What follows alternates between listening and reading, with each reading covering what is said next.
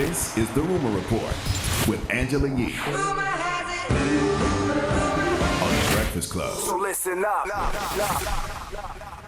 Well, Lizzo was on social media and she was getting emotional about some backlash that she's gotten after putting out the song Rumors that she has with Cardi B, and people weighing in on her weights and how she looks and having negative things to say. Here's what she said. Sometimes I feel like the world just don't love me back.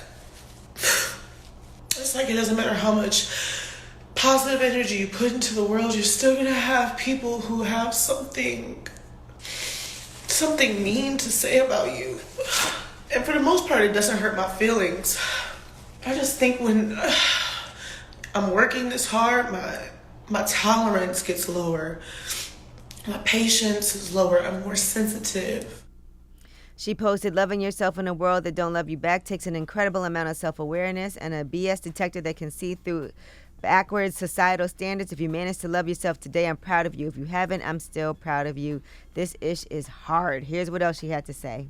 For the people who just always gonna have something negative to say about me that has nothing to do with music or the content of my character or me as an artist, and just has everything to do with my body or whatever trope you think I fall into, suck my from behind. Better stop threatening Cardi with a good It's gonna time. be the main ones catching up. Every artist that's great has went through the same type of criticism. That's why I'm not afraid of it. Lizzo's right, but she better stop threatening Cardi with a good time. Well, Cardi B did come to her defense. She said, "When you stand up for yourself, they claim you're problematic and sensitive. When you don't, they tear you apart until you crying like this. Whether you skinny, big, plastic, they're going to always try to put their insecurities on you. Remember, these are nerds looking at the popular table." I mean, it's strange, right? Sometimes you can hear something about yourself and it doesn't bother you at all. Sometimes you hear things and it's things. Perfectly fine to feel whatever it is you feel from those people's opinions, but don't stay there. And know that your growth is not predicated on the opinion of other people. What they think about you doesn't matter. It's what you think about yourself. Well, she did put, "Sometimes I get sad and then and she posted some pictures of herself. So it looks like she was feeling better. And here's That's what she right. had to say when she was on The Breakfast Club. That's the thing that really bothers me, is people think that I don't really like myself. Because that's what that's rooted in. It's rooted in fat phobia, that even though that I'm this body positive person and, you know, I'm promoting self-love, that deep down inside, I don't actually like myself. So I'm going to change myself. And that's the part that hurts my feelings, because I really genuinely do love my body and I love myself. And trust me, I've been working out, eating clean for years now, and I'm still fat. I'm healthy, but I'm fat. Do you know what I'm saying? Mm-hmm. It's like if I wanted to change that, I have access to so much shit that I could go and get work done.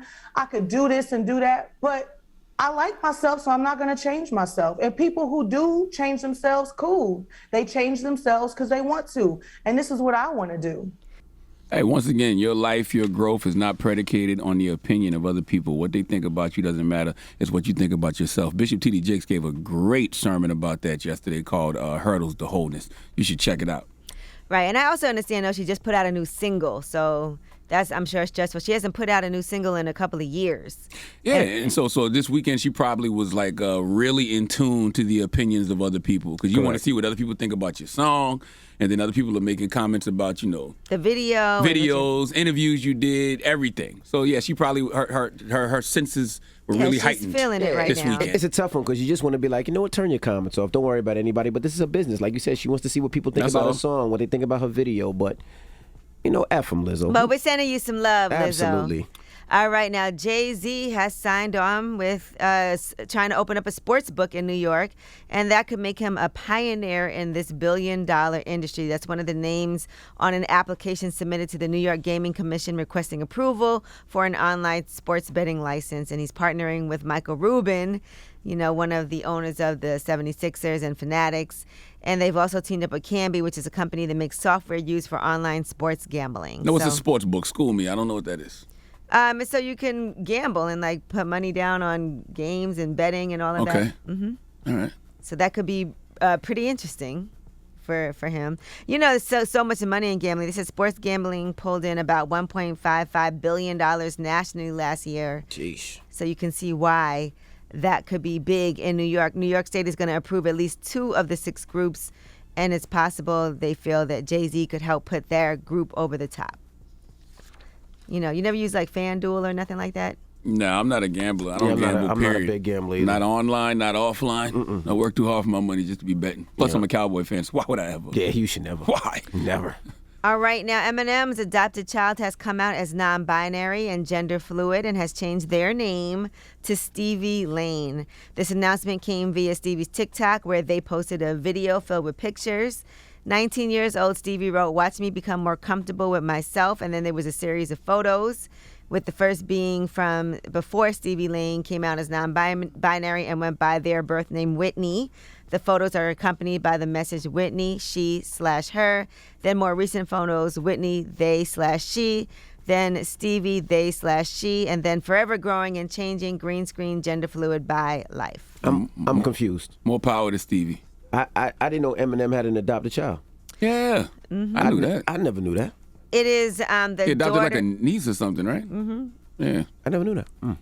All right, well, that is your rumor report. All right. Thank you, Miss Yee. Now we got front page news next. What are we talking about? Yes, and we are going to talk about Lollapalooza. What are those numbers looking like after they had that festival? Was it a super spreader event? We'll tell you what they are saying now about what happened with those stats. All right. We'll get into that next. It's The Breakfast Club. Good morning.